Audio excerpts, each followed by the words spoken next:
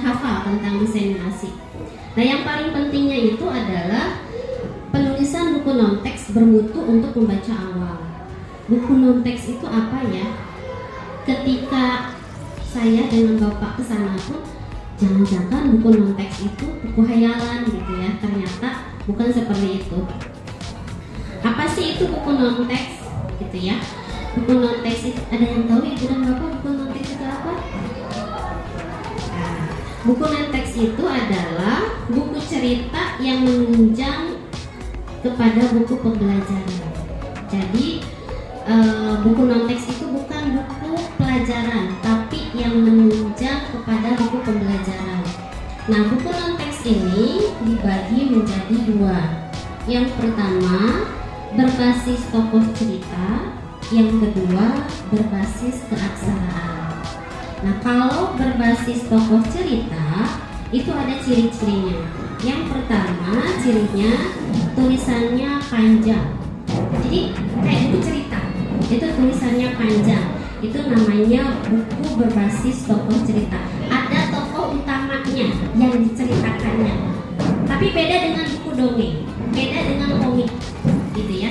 Ini buku tokoh cerita ini, buku non-teks ini untuk level A dan B1, buku pemula.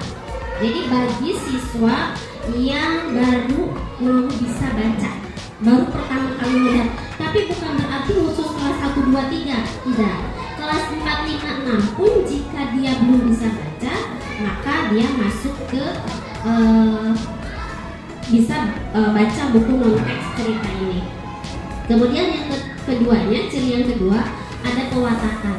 Ada tokoh utama, kemudian ada sedikit cerita yang namanya petualangannya, tapi tidak boleh untuk keaksaraan. Sama kan, ini ada nanas. Nana suka nanas. Nanas, nana ada 4. 2 nanas manis, 2 nanas asam. Ya, jadi hanya itu saja sudah, tidak ada penokohan, tidak apa-apa, karena supaya anak belajar membaca lebih mudah kan ya, Ibu dan Bapak. Cuma kesulitannya ketemu gambar, ya. Dimakan anak, ada katanya di sini, itu hanya dibulak-balik aja. Oke, easy ya. Ya, tapi tidak boleh nih selain huruf di sini. Kalau misalkan saya mau mencari hurufnya wanita, misalkan ada huruf double U, gak ada kan? Berarti